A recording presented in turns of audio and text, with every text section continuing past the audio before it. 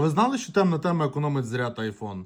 Дивимося, це iPhone 13. Зараз він підключений до лабораторного блоку живлення. Дивимося, скільки він споживає на темній темі. Це в нас 150 мА. Вмикаємо білу тему. Дивимося. 500 мА. Зразу видно наглядний приклад. Так?